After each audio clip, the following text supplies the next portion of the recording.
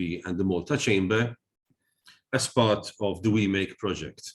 The idea is to make companies aware of the energy efficiency opportunities that exist out there. And this has become very relevant, not only with the effect of global warming, but also with the current energy prices, which are looming around us. Currently, in Malta, we have not yet felt the brunt of these energy prices, but if they continue to be sustained, we imagine that in the future, we will begin to feel the pinch of increased energy prices. Today, we are going to have a number of case studies, and they're going to be presented by Mr. Mario Sherry, facility manager of Baxter, Mr. Mark Parch, engineering manager at De La Rue, and Dr. Engineer Paul Refalo, who's senior lecturer at the Department of Industrial and Manufacturing Engineering. The topic today is going to be on compressed air systems and how these companies have done projects which have resulted in savings on their compressed air systems. I'd like to introduce Mario to start with his presentation. At the end, we'll have a question and answer session where you can ask questions to the various panelists, and we can try and maybe even discuss a few points that can be raised. In your hands, Mario.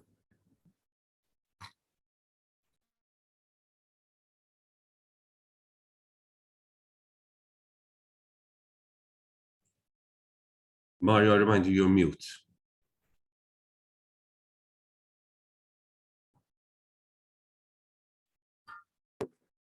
So, good morning, everybody. I'm Mario Sherry, Baxter Limited. I've been working with Baxter for over 20 years now. Started as a facilities technician, and after attended MSc Building Services, Facilities Management. Now I'm with the role of Senior Facilities Manager. Baxter Malta is one of Baxter's plants incorporating process as molding, tube extrusion, sheeting extrusion, automated component, finished set assembly, heat sealing, and direct welding. We have opened way back in 1977 and acquired in 1989. Our area is over 20,000 square meters. We are ISO 50001 certified, and our plant works 24/7 shifts, varying depending on the areas. Our plant had changed considerably from manual operation, from manual assembly to fully automated assembly lines. So this has changed our operation way back from depending the demand of the machines. As we can explain further here, in order to produce compressed air, most of the electricity consumed goes to heat losses. Okay, as you can see here, it's 85% heat loss. Then you have production, inappropriate uses. Okay, like blowing the compressed air guns, artificial demand, and leaks. Our compressed air production amounts to 1/3 of our facilities energy consumption, facilities services energy consumption, and it goes also 1/6 of all our plant. We produce compressed air quality to ISO 8573 2018, and as a note, which is important in order to put pressure on all people to realize what is the importance to lower compressed air pressure. A 1 bar pressure band reduction can achieve as much as 7% in direct energy cost savings. Okay, way back, we started with 8 bar pressure when we were in manual operation. All right, then we started to review following the changes that we had way back. So following the increase in activity, all right, we had increased another compressor room following increase in another 3 clean rooms here at Baxter. But in line with that, there were also changes in some production areas from manual operation to automation. So what was happening? So this was producing, let's say, fluctuations in compressed air. So in line with that, following the introduction of the compressed air compressor room, we started with changing of the main pipework, okay, from 2.5 inch to galvanized to 4-inch stainless steel pipework. Obviously, as you know, stainless main branch, the stainless steel, since we also increase in diameter, there was also friction reduction. Galvanized pipes have higher friction factor than any other piping, and this has improved our compressed air production and supply.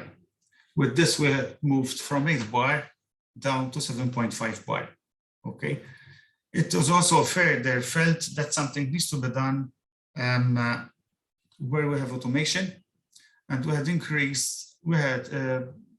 introduced vessels in line with the circuits, so that these will cater for the short periods of high demand that automation will produce, that automotive machines can produce.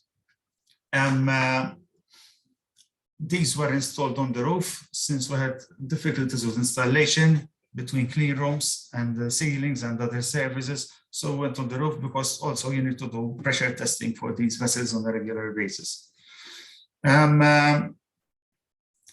Following these steps, we also felt that we need to go then a little way further. So this automation, following that, was increasing. The next step that we introduced VSD compressor. As most of you know, it is not just you just go and purchase a VSD compressor off the shelf. You need to do a whole study of your compressed air supplies, the operation, the existing installation that you have, and everything. In fact, in line with the VSD compressor, we also catered a controller, because way back we only had compressors working with pressure switches. So the central controller was also supplied by the same compressor supplier.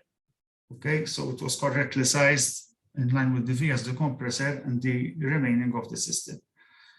So the controller, both controller and VSD itself, had to be properly programmed and optimized so that you can, first and foremost, since we had two compressor room, we connected all compressors, all right, with the same controller.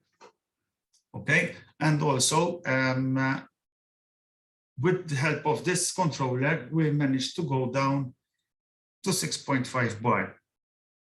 It was not just we went down gradually, obviously, in order to study what was happening also in our production areas.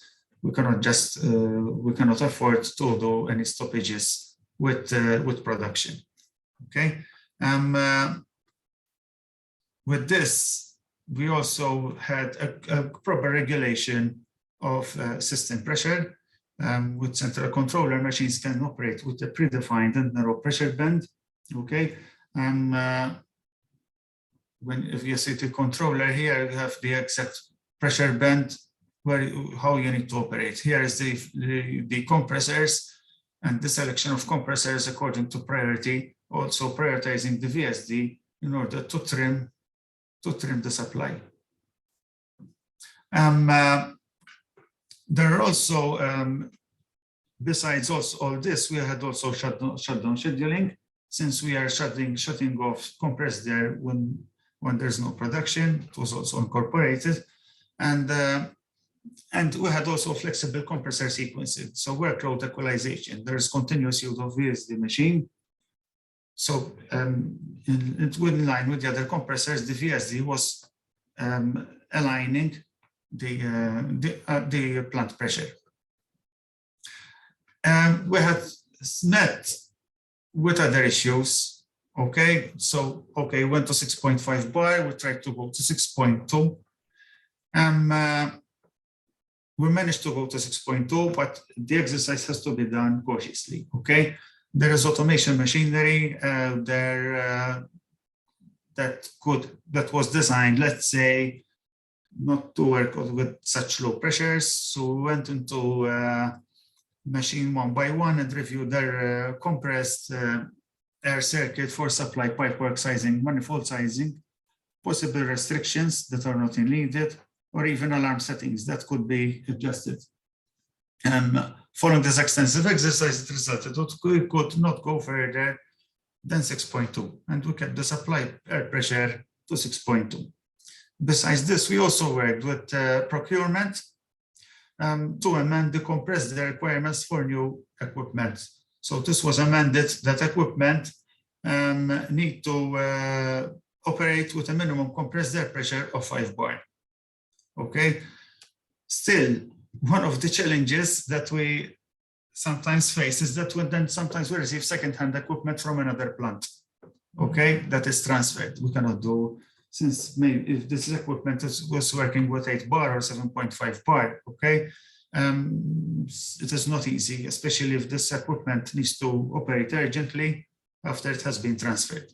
Okay, so in one case here, we had a fully segregated compressed air system, like the one we have here, which is dedicated for that process.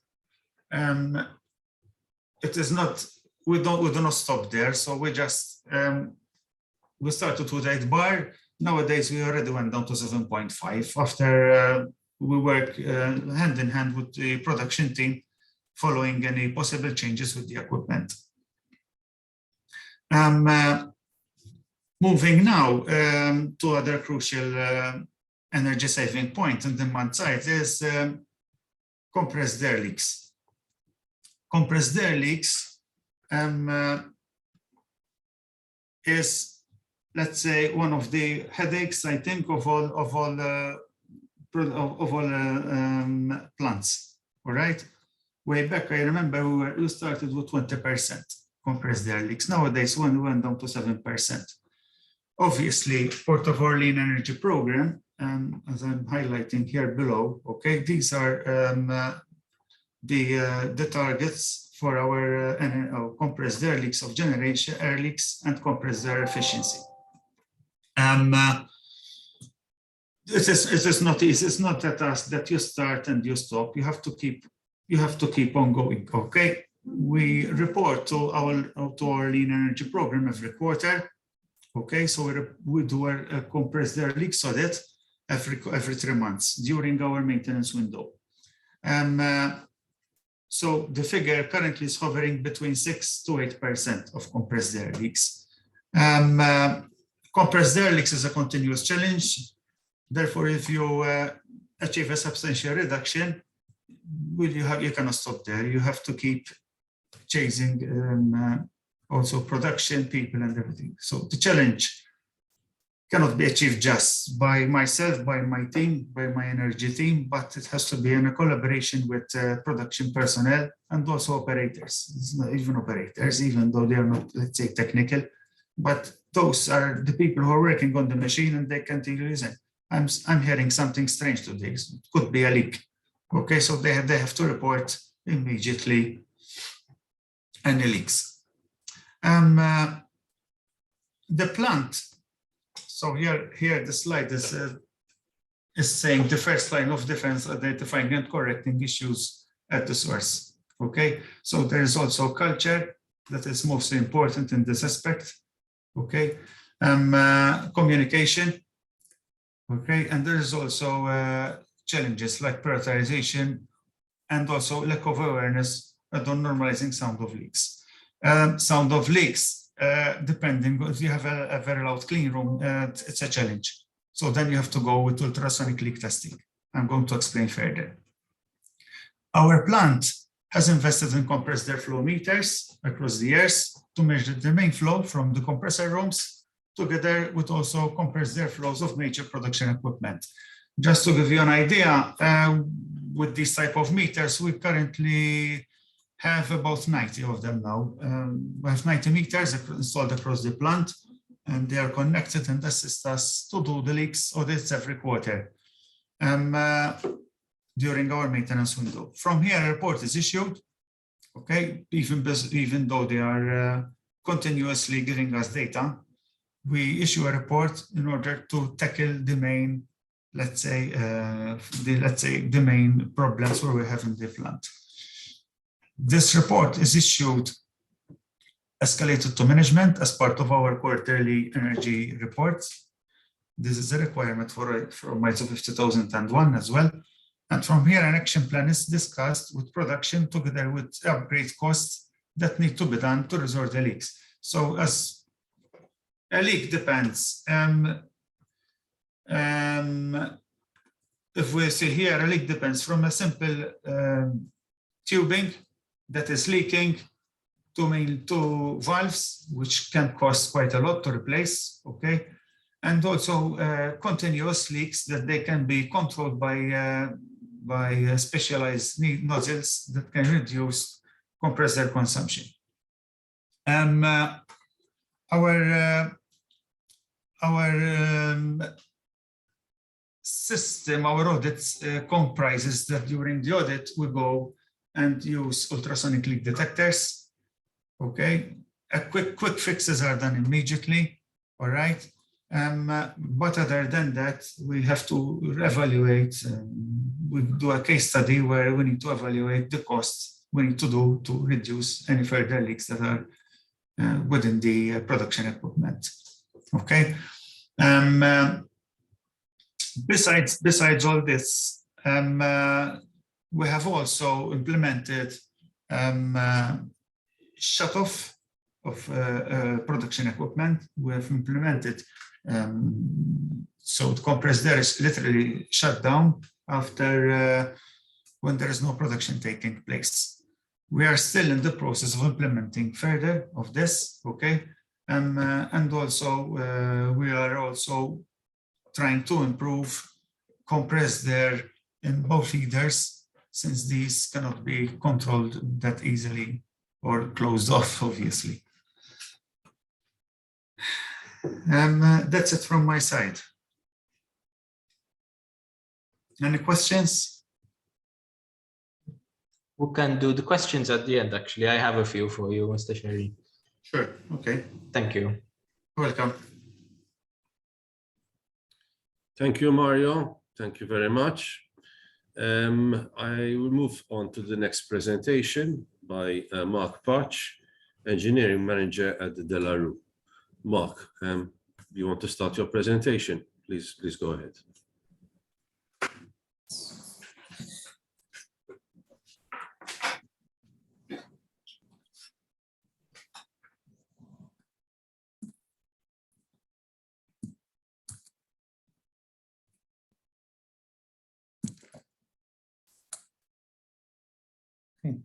So, good morning, Mark Patch.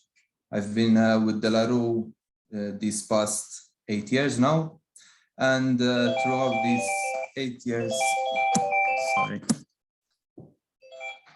and throughout these 8 years, obviously, there have been several changes, and technically this will be an overview of where we were, where we are, and where are we proposing to be in the coming years.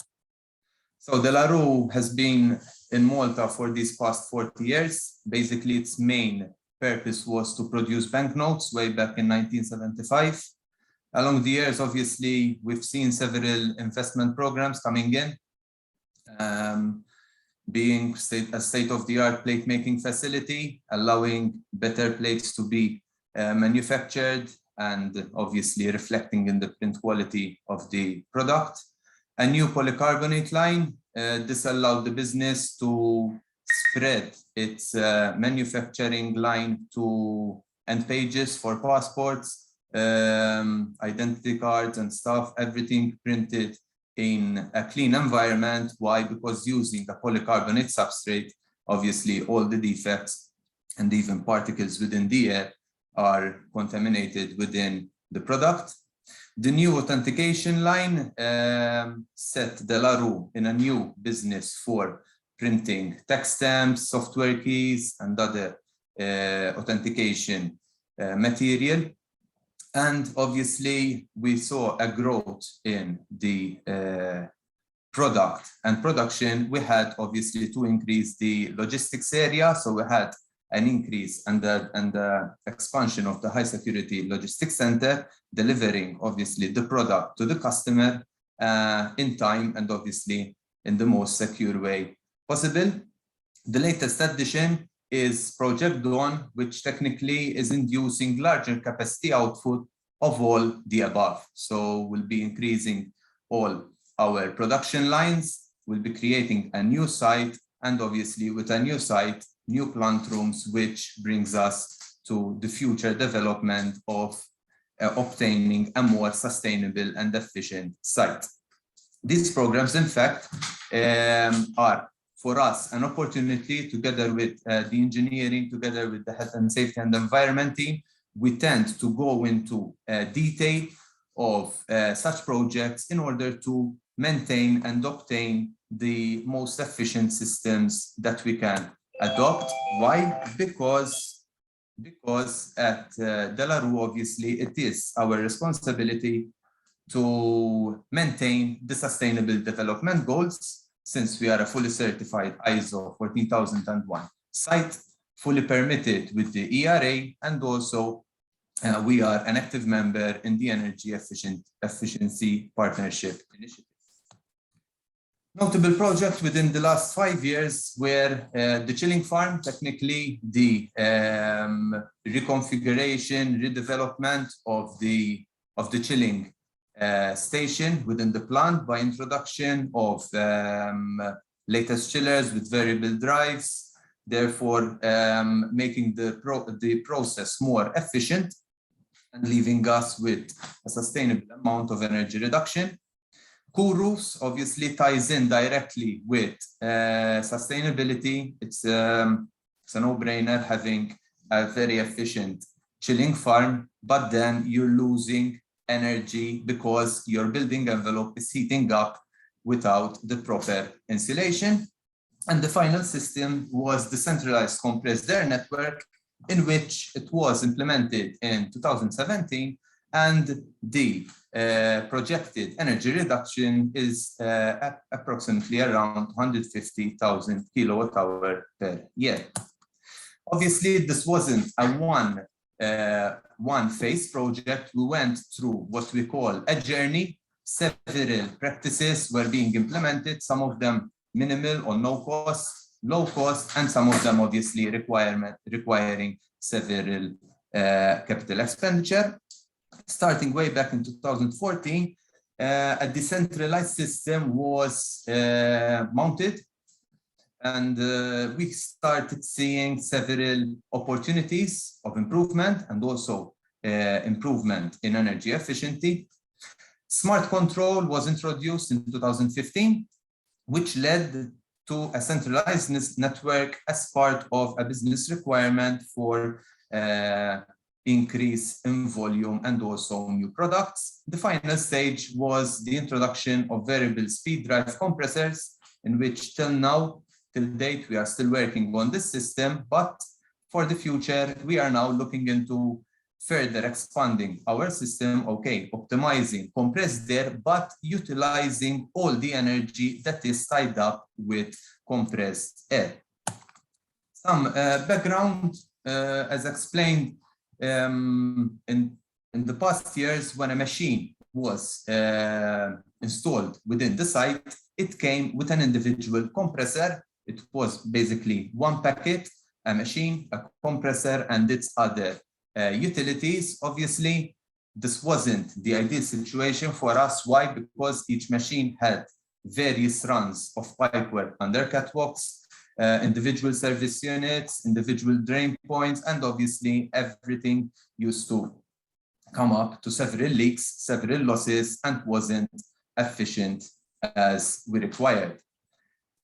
Furthermore, maintenance costs, obviously different brands, different types, parts availability, contractors coming over, and due to the nature of our site being a high security site, obviously control of contractors was becoming, again, an issue.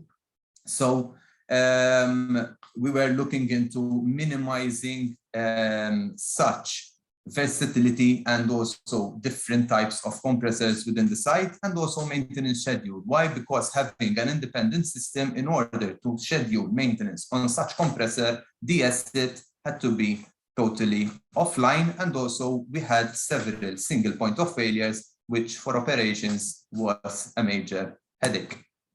The first practice, therefore, that we implemented was a decentralized network. Technically, we connected the compressors through a minor ring, and also we used the cascading set point method in order to stabilize the set point. Why? We had some machines that required 8-bar operation, but the majority of the assets required 7.5 to 7-bar. Therefore, by having one dedicated compressor set at a certain pressure, when the demand is requested, the compressor used to kick in, and therefore giving the required amount to that asset. With this decentralized network, obviously, we could reduce any standalone units that were not required anymore for operation, and therefore we could also eliminate several leaks. Why? Because the pipework was being revised and improved along with the project. Phase 2 came into a low-cost requirement with around less than 10K. We decided to connect the compressors via a controller. Doing this, we were able to maintain the system pressurized at a stable control and load up or even device energy efficiency as per demand. Why? Because the low pressure band could be optimized, and the controller, by means of trends and production runs, could easily switch from one controller to the other, and also initiate either both compressors at one go, enabled to maintain the system under the required demand. User-defined profiles were also being introduced, which technically, based on runtime, allowing each compressor to run at the equal level of running time, which allowed ease of maintenance and also compressor prioritization in case of noticing wear and tear on such units. This system, as a total, gave us a good sustainable return of around 85,000 kilowatt-hour per year, which brought us to now a capital expenditure requirement, obviously, since more large-scale projects were now becoming installed.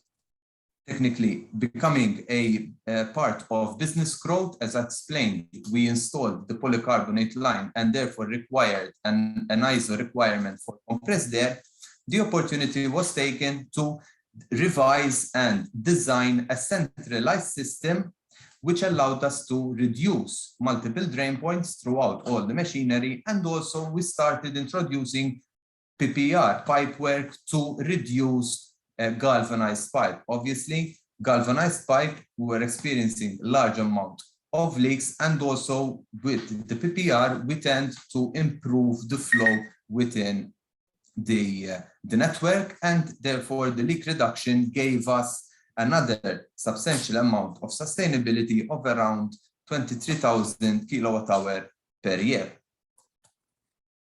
Now, having tackled what we say the low-hanging fruit, the system became more challenging to improve, but also interesting. So we started implementing data monitoring, energy monitoring for these compressors, and with these fixed speed systems controlled via one single controller, we calculated that approximately on a weekly basis, we have 63 hours of offload operation throughout all the compressors, which gave us substantial amount of loss of energy, resolving obviously in loss in monetary value, and also CO2 emissions, which could be avoided if something had to change. Several simulations were done, and what we decided as a business to create a business case to implement variable speed drive compressors. Obviously, the main principle for the variable speed drive is to work across the demand. Therefore, the variable speed drive would start production. As demand increases, the fixed speed will go in, and then again, the variable speed drive will allow keeping the demand as per requirement.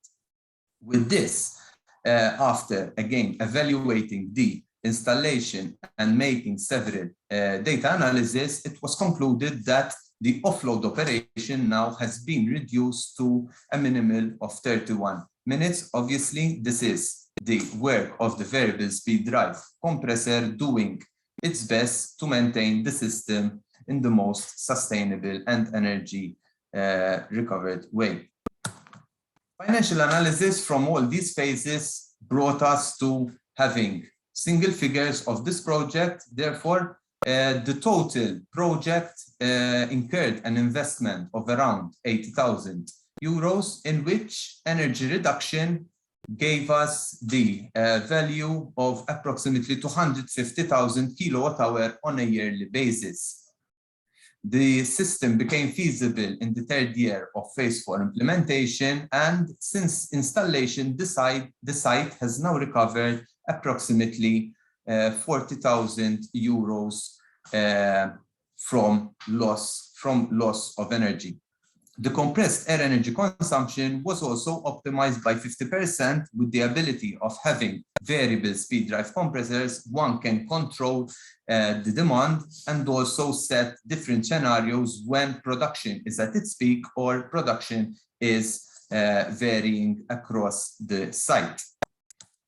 Going forward, future works, obviously, the way ahead is to manage the waste that we are technically producing. So first in line will be the optimization of the system via online monitoring. We'll be installing real-time operating data loggers in order to check and monitor early wear parts identifications, also go through historical data and evaluate where we can improve on the operation of such compressors, and also the on-demand maintenance to extend the compressor's life. Third, future pipework will be installed to aluminum pipework. Obviously, migrating from galvanized to PPR, we saw a good improvement. Now, from PPR to aluminum, we could be going into a lower installation cost. Obviously, the time required to mount such systems is improved rather than hot welding the pipework, and also optimized flow due to its polished surface area and flexibility. Machines tend to move, operations tend to have several requirements. Therefore, welded parts, unfortunately, are welded at one go, and then you need to dispose of the whole unit. But using this system, we are looking into being more flexible in our installations. The final improvement or future works, what we're looking at and which will give us the greatest return of investment, is heat recovery. Technically, 94% of the heat energy is generated by the compressor. What we're doing with it right now, we're using mechanical fans to dispose of potentially recovered energy. So we're using energy to get energy disposed of. What we are looking into is technically recovering this heat from the oil, transferring it to the water, and then using it either on the building envelope itself, using it for hot water, using it for air handlers in case in the winter we need to heat up and gain the required temperature in the building envelope. But most important is in the process water heating, at least we can try to increase the temperature of the water to a certain level and leave the last trickle temperature to be used by the machine, hence reducing the electrical heater's requirement on the machine. That's all from my side. I would like to thank the Malta Chamber and the Malta Business Bureau for this opportunity. Thank you, and ask questions whenever you require. Thank you. Thank you very much. Thank you, Mark. Very interesting, very interesting case studies, both for Baxter and De La Rue.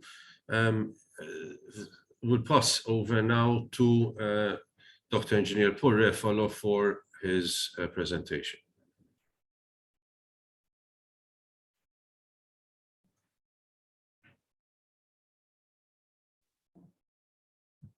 Okay, thank you. Can you hear me? Just to confirm. Loud and clear.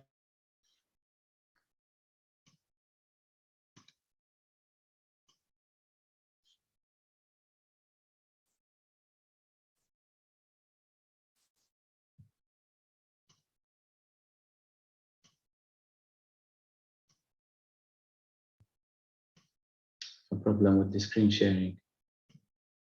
Give me a second.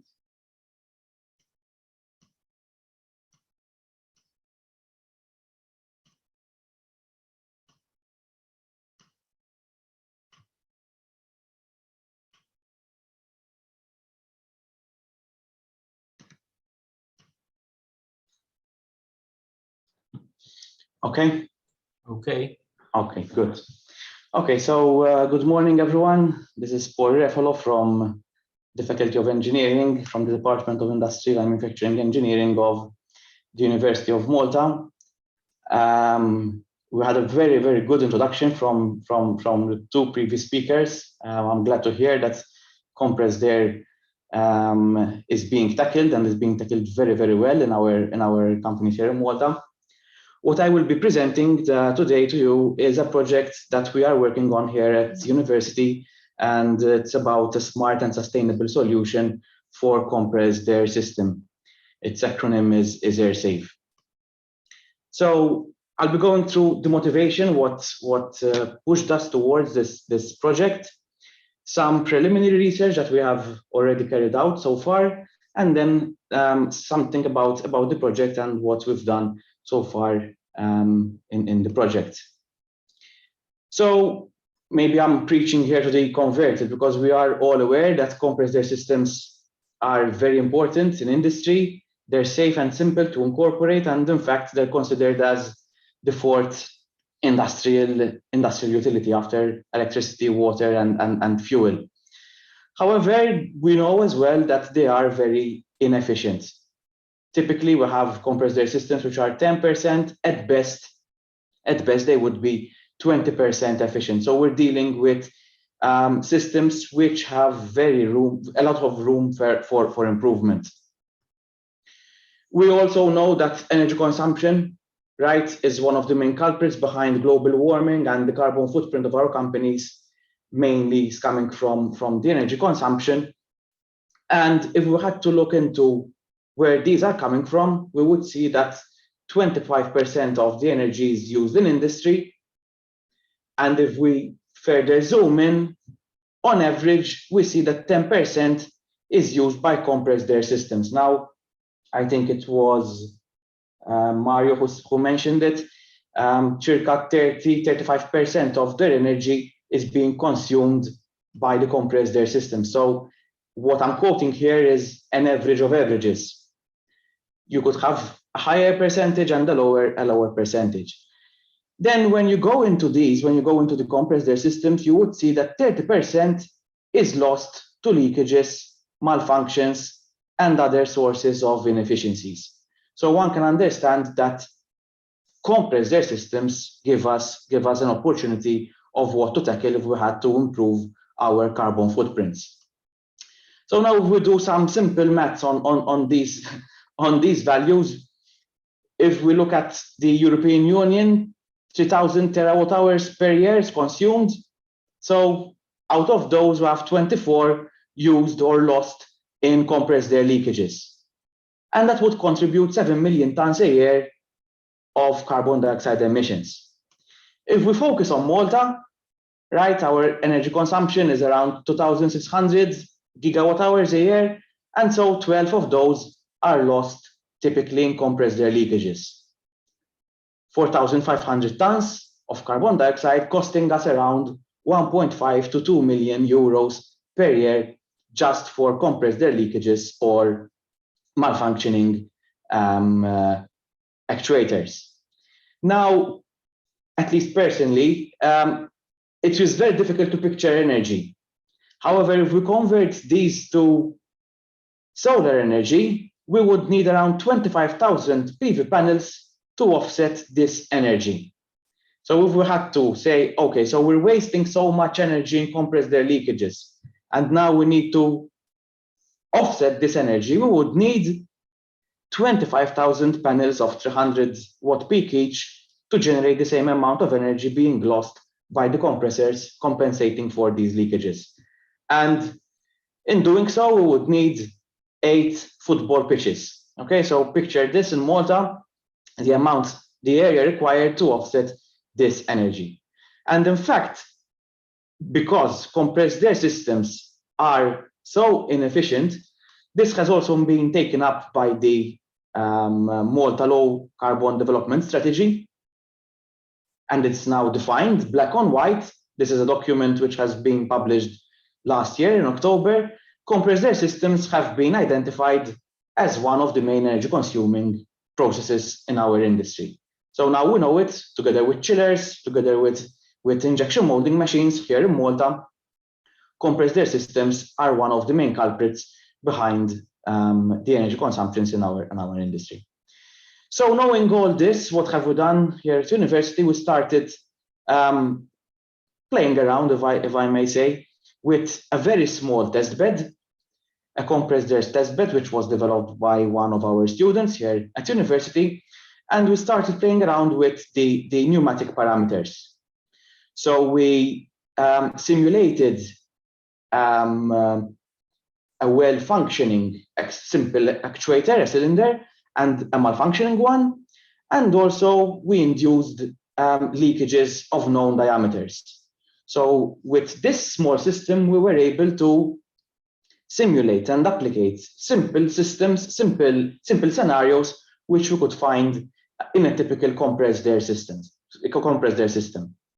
And if we had to look at how this varies with diameter, with pressure, and also with various pneumatic parameters, we could see that a single 1.5 millimeter leak at a typical 6-7 bar system pressure, and we've heard that we can also go up to higher pressures, so this is more or less conservative.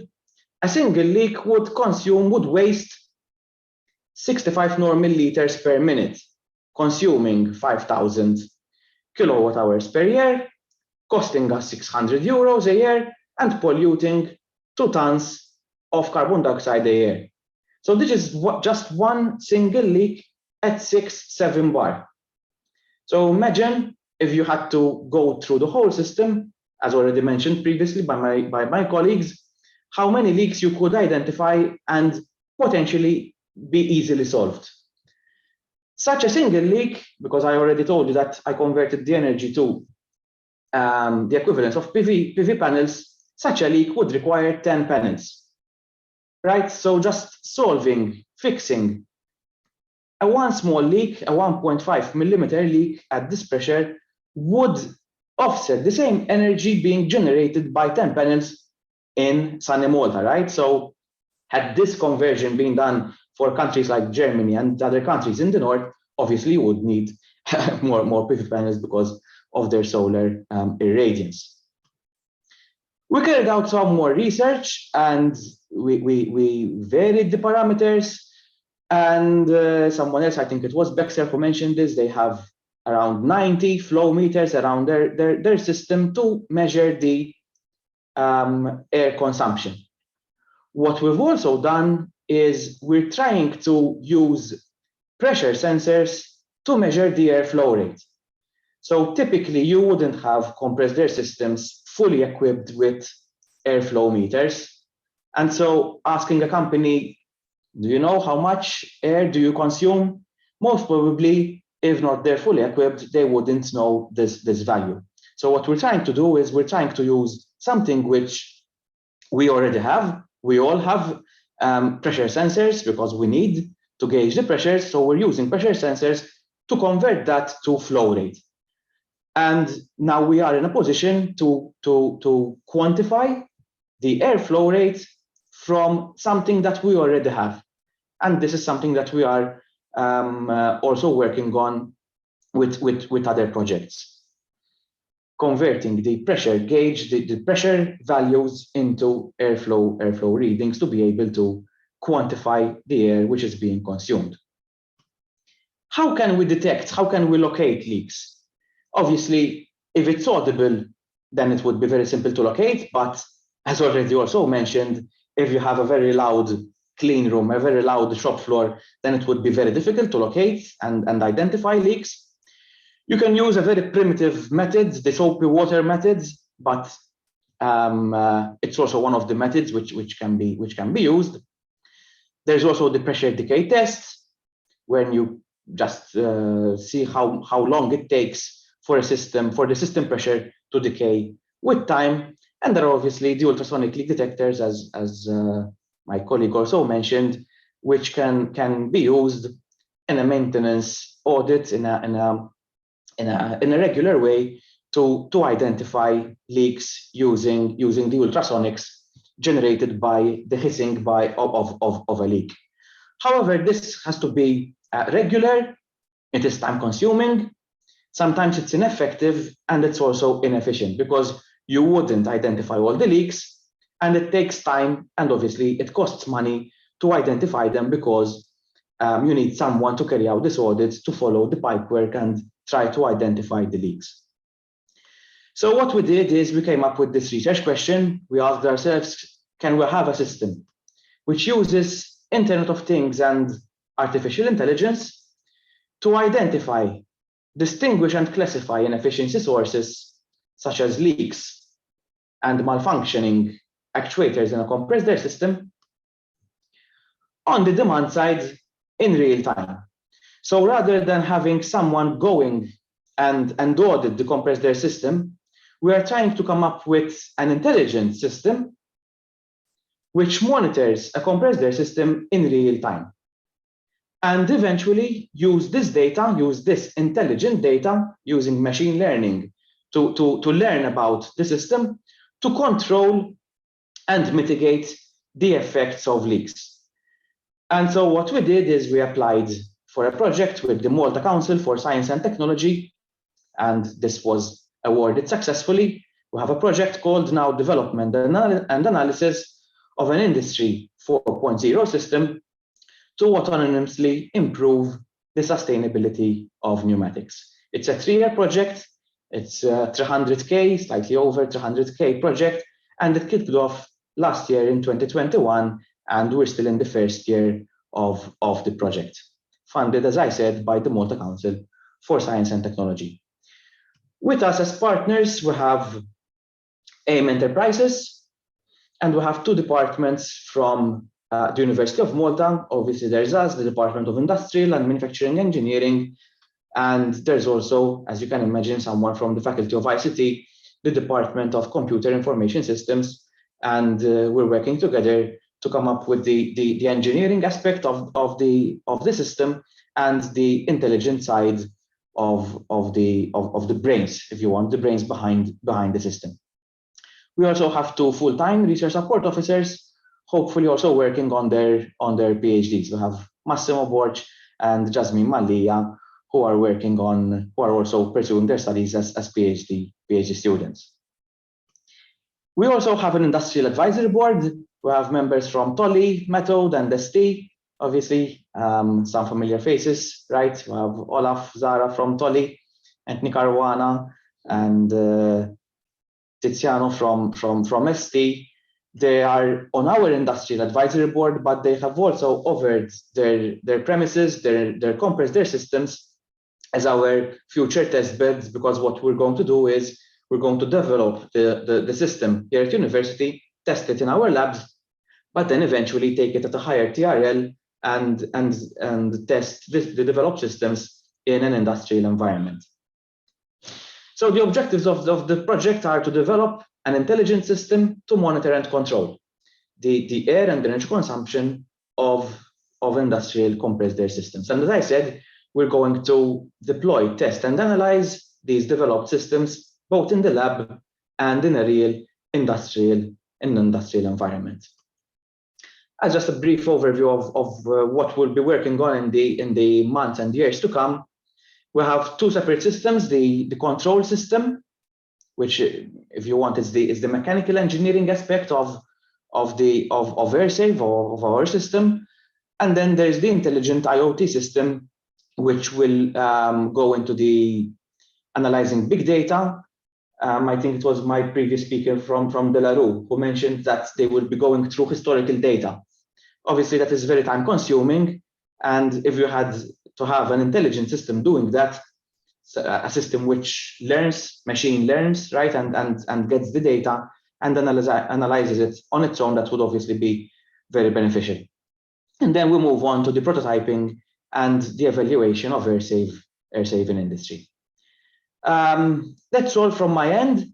Thank you for your attention. Here are these are our socials, and I invite you to follow our project, follow us, and obviously we will be in touch with you in the months to come with any progress, any details that we might have. Thank you very much. Thank you very, very much, Dr. Engineer Paul Ruffalo. That was extremely interesting, and I'll get back to you with a few questions. Before we launch into the Q&A, which Patrick will be moderating, I'd like to invite everyone to fill in the survey, which I've linked.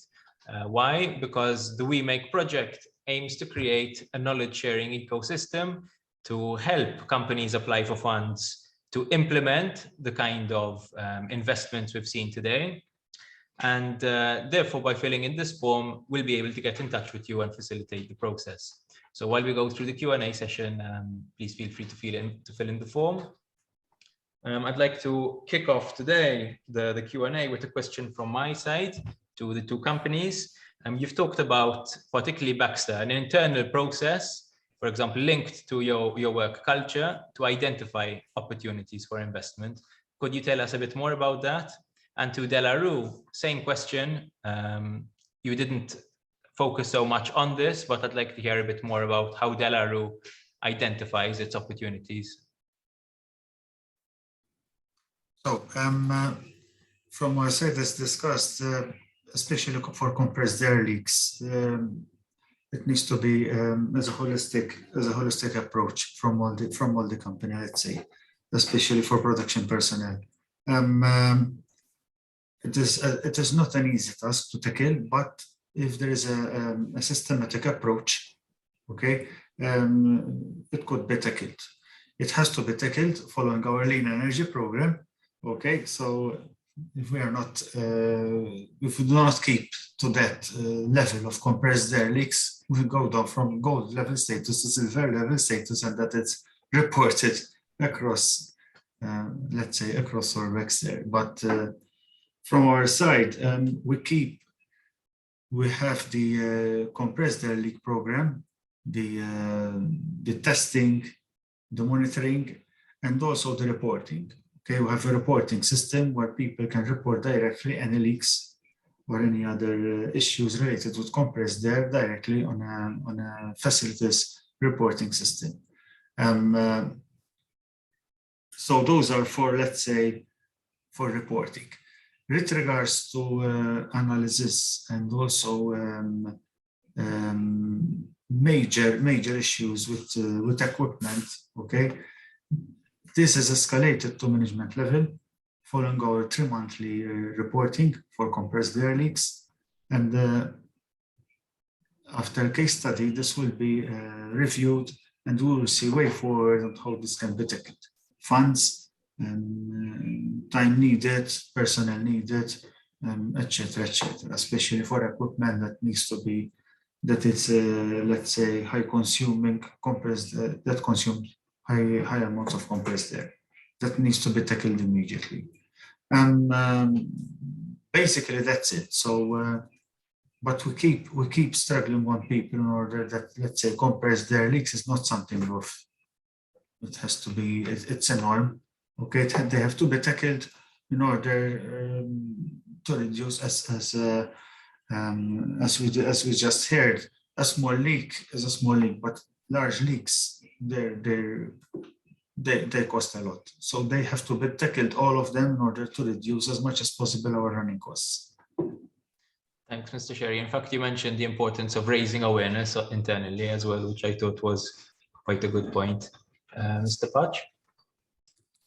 Yes, so technically, currently on site, what we do, okay, when it comes to machinery now, we've moved a step forward. So therefore, when the machine is being ordered, now we have strict parameters to get the machine in-house, obviously not with a single compressor, but to be connected with our mainframe, therefore stabilizing one single pressure. And that is part of the early equipment management team we have, that obviously we pitch in with our sustainability targets for the site. With regards to maintaining the system, yes, okay, we have maintenance plans going on, and also we include operations to determine and identify any leaks. As Mario said, obviously the operators, the printers on the machine, technically it's their machine, they know it sometimes more than the engineering team, so it's up to them to highlight any issues. We tend to use a tagging system to manage these leaks, because if these are not managed on a monthly, even weekly basis, these come out of control.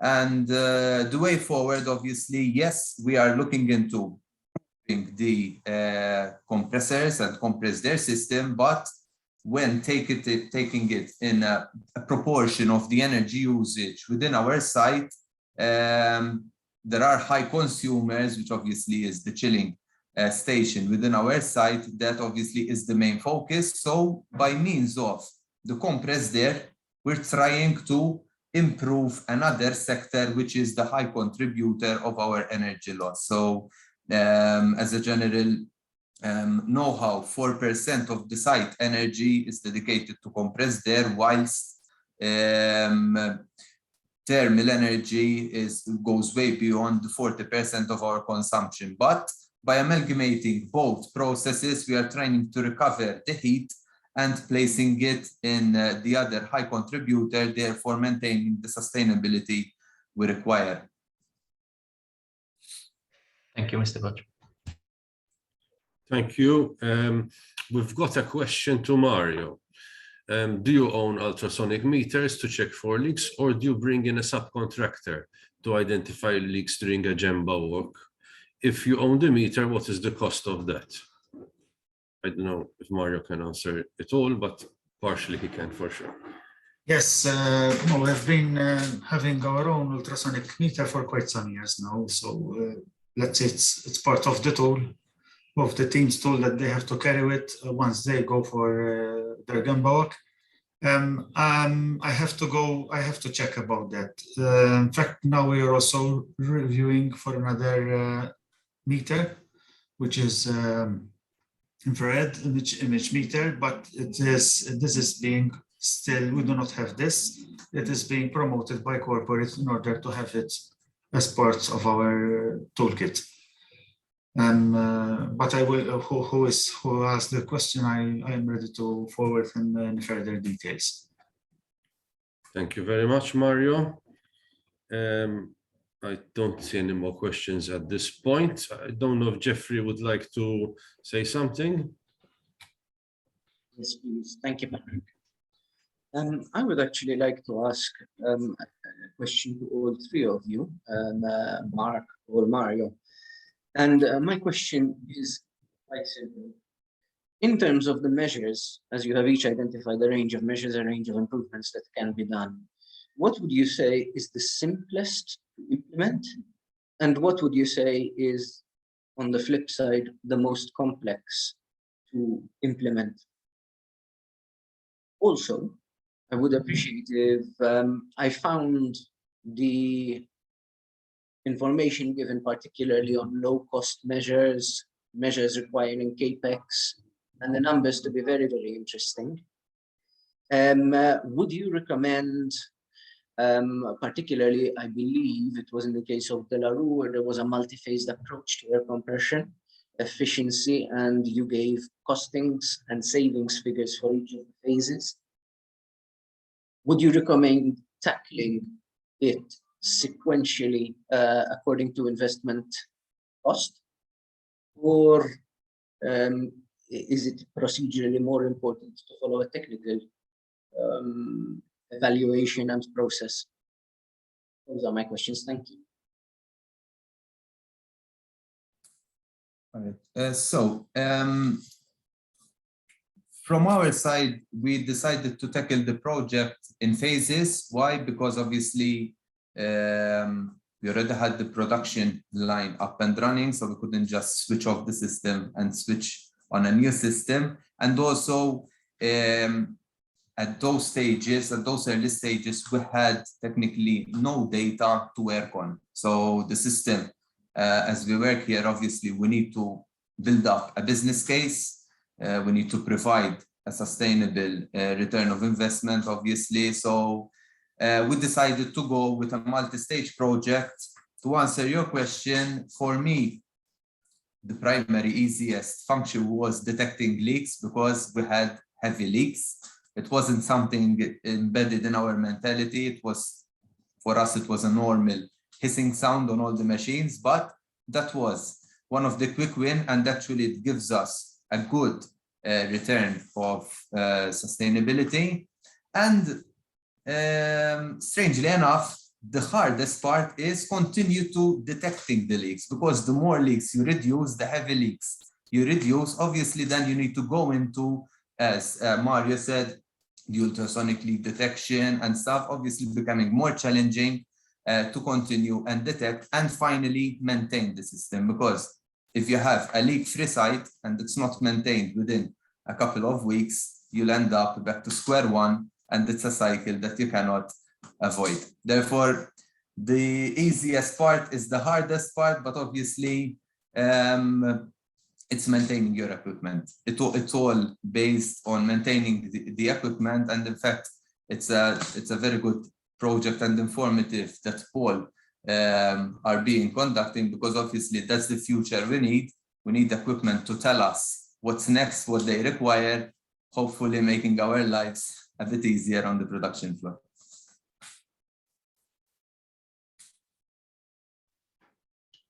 So Well, it's also, sorry. Yes, go on, Mario. So as Mark highlighted, the same thing from our side. I was reviewing in detail your project, Paul. It's very interesting, as Mark said, in order to monitor all continuously the system, especially when you have, let's say, a relatively small team. Sometimes you tend to keep it aside, but you have to keep struggling and putting pressure in order that it will be a normal schedule for your team to monitor and do the audits on a regular manner. Same as Mark said, checking leaks is, let's say, is an easy return of sustainability.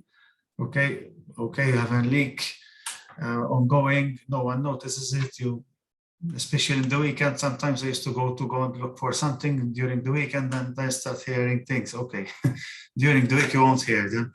So yes, so also besides that, as Mark said, sometimes it's within the, you have to put into the people's culture. Sometimes way back we used to remember production technician to do a quick fix. Okay, the production is running, but the amount of compressed air leaking is no one knows. And then you realize through an audit that someone did a bypass or someone left a pipe to pull something with compressed air. So these, at least nowadays, are something of the past here, but still you have to keep pushing into people's culture that people do not realize the cost of compressed air, especially they do not even realize. Okay, then they know that air conditioning is expensive, but compressed air is something that they don't even realize. True. In fact, leakages do not cause a mess. So if you had a water leak, you would obviously go and solve it immediately, because water is water and it creates a mess. But compressed air, some just take it as the background noise, the background music to a shop floor. So yes, but leaks solving leaks requires no major investment. However, it's very time consuming. So I think it was John Bartolo who asked the question of how much an ultrasonic leak detector costs. It's around €2,000. Obviously, there are various models and various features which one can shop around to find. However, it's not a very expensive piece of equipment. I've also seen, because it's part of our market research, one piece of equipment, which I obviously won't mention the brand, it converts the ultrasonics into visuals. So rather than just listening to the ultrasonics, you would have a display showing where the ultrasonics are. So you would move around with it's like a tablet. You would move around with this tablet. However, it's manual again. You move around and you would see these red spots showing you where the leaks are. However, the downside to that is also it's continuous monitoring. You would still need someone to go around, and you would still need someone to analyze the data to gauge the importance of that leak, of how detrimental that leak is.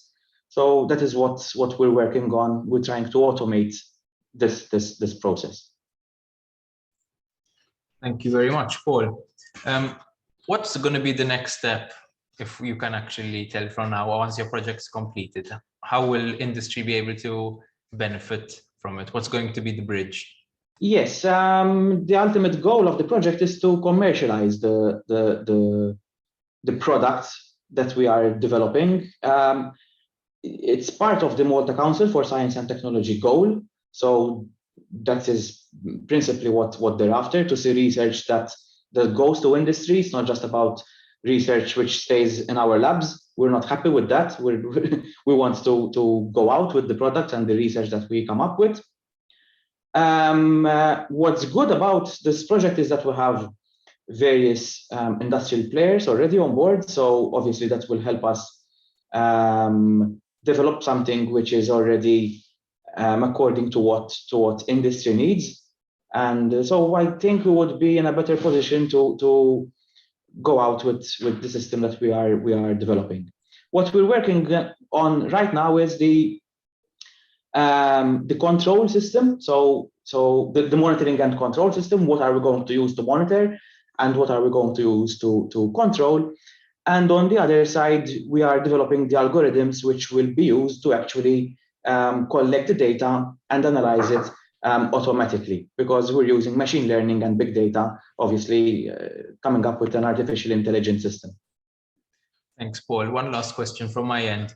Are any of the kind of initiatives that we discussed today relevant to partnership with academia for research projects?